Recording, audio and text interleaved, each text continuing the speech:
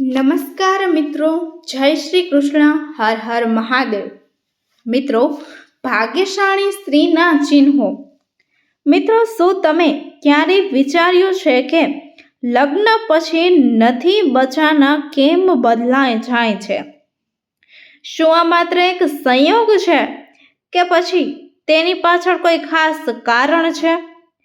વાસ્તવમાં આપણા શાસ્ત્રો અને સામુદ્રિક શાસ્ત્રોમાં સ્ત્રીઓના ગુણો અને વિશેષતાઓ જાણીતી છે. આપણા શાસ્ત્રમાં લગ્નનું ઘણું મહત્વ જણાવવામાં આવ્યું છે. કહેવાય છે કે જો કોઈ પુરુષ ભાગ્યશાળી સ્ત્રી સાથે લગ્ન કરી લે છે તો તે સીધો ગરીબમાંથી કરોડપતિ બની શકે છે. જો કે જો ભાગ્ય તેની સાથે અશોક સ્ત્રીની તરફ કરે છે તો કરોડોની સંપત્તિ દોડવા તરફ ફેરવાઈ જાય છે. કહેવાય છે કે સ્ત્રીને સમજવી અઘરી જ નહીં પણ અશક્ય છે. ખુદ બ્રહ્મા પણ તેમની રચનાને સંપૂર્ણ રીતે સમજી શક્યા ન હતા. પરંતુ આપણા પ્રાચીન ઋષિઓએ શાસ્ત્રમાં સ્ત્રીઓના કેટલાક એવા ગુણોનું વર્ણન કર્યું છે જે તેમના સારા કે ખરાબ ભાગ્યનો નિર્ધાર પણ કરે છે. મિત્રો, આજે અમે તમને તે વિશેષ ગુણો અને લક્ષણો વિશે જણાવીશું જે નક્કી કરે છે કે ભાગ્યશાળી સ્ત્રી છે કે નહીં.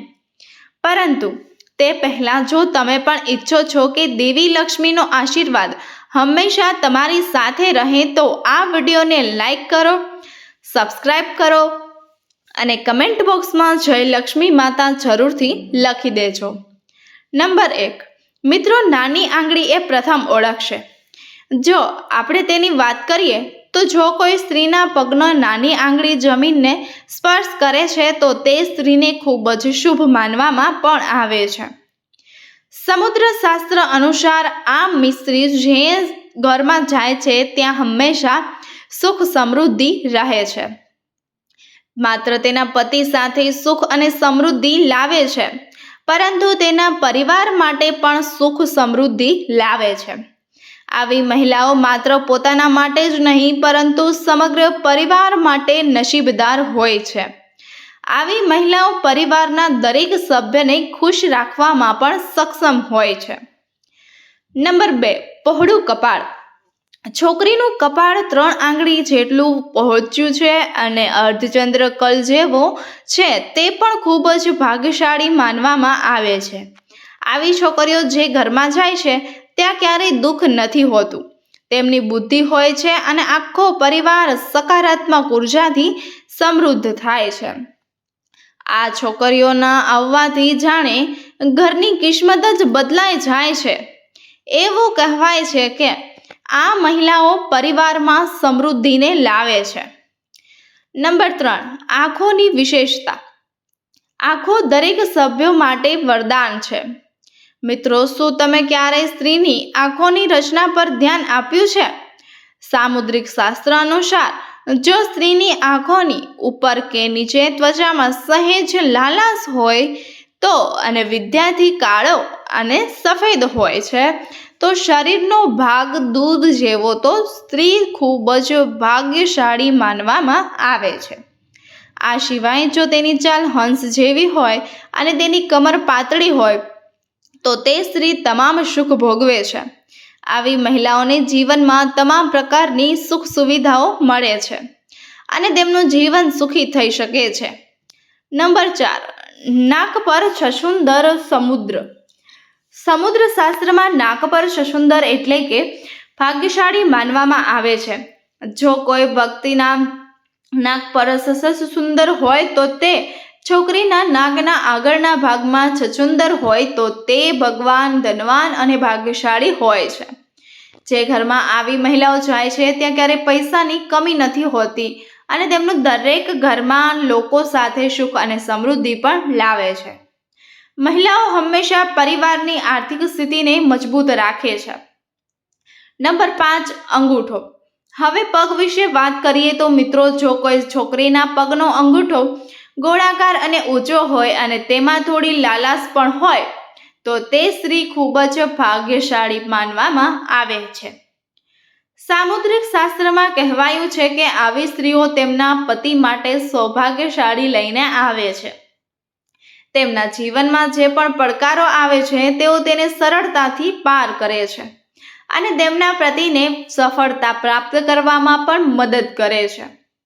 ચમકતા અને સફેદ દાંત. જે મહિલાઓના દાંત સુંદર, ચમકદાર અને સફેદ અને આગળ નીકળેલા હોય છે તે પણ ખૂબ જ ભાગ્યશાળી માનવામાં આવે છે. આવી સ્ત્રીઓ તેમના જીવનમાં પ્રગતિ કરે છે. તેઓ તેમના જીવનસાથી માટે ખૂબ જ નસીબદાર હોય છે. તેમના જીવનમાં સુખ સુવિધા અને વૈભવી વસ્તુ અને ક્યારેય હોતી નથી. આ મહિલાઓ ન માત્ર તેમના પરિવારની સુખ સમૃદ્ધિમાં વધારો કરે છે, પરંતુ તેમના જીવનસાથી માટે પણ સફળતાની સમૃદ્ધિ પણ લાવે છે. નંબર 7. નરમ અને લાલ આંગળીઓ.